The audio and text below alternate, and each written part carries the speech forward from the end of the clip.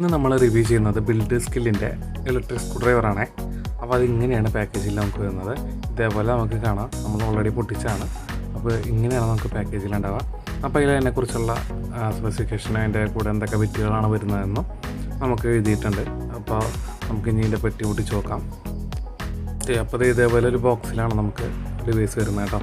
അപ്പോൾ നമ്മൾ ഇത് ഓപ്പൺ ചെയ്ത് നോക്കാം, നമുക്ക് ഇതിനകത്ത് എന്തൊക്കെയുണ്ടെന്ന് അറിയാം. അപ്പോൾ ഈ സൈഡിൽ നമുക്ക് ഇതിൻ്റെ ക്ലിപ്പുകൾ കാണാം.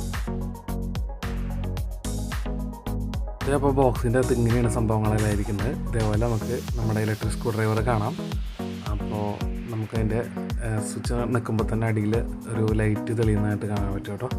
അതേപോലെ തന്നെ ഫോർവേഡ് റിവേഴ്സ് ബട്ടൺസ് ഇവിടെ കാണാം.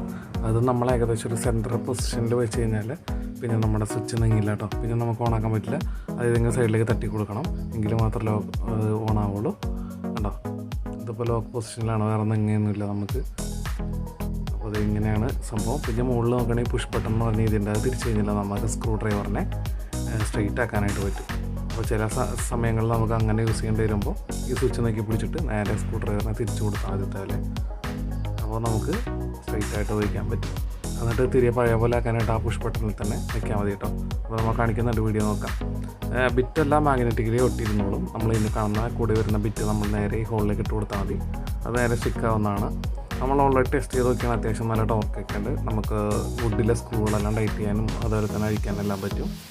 അപ്പോൾ അത്യാവശ്യം വർക്കുകളൊക്കെ നമുക്കത് ഉപയോഗിക്കാൻ പറ്റും കേട്ടോ. ഇത് നമ്മൾ തിരിച്ച് പഴയ പൊസിഷനിലേക്ക് ആക്കുന്നതാണ് ഈ കാണുന്നത്. അപ്പോൾ ഇത്രയേ ഉള്ളൂ. ഇതിപ്പോൾ ആമസോണിൽ നല്ല ഓഫറിൽ സെയിലുണ്ട്. ഇപ്പോൾ ഏകദേശം 1200 രൂപ റേഞ്ചിൽ നമുക്ക് വാങ്ങിക്കാനായിട്ടിട്ട് എല്ലാവരും വാങ്ങിക്കാം കേട്ടോ. അപ്പോൾ പുതിയ വീഡിയോ ആയിട്ട് വീണ്ടും കാണുന്നവരെ ബൈ ബൈ.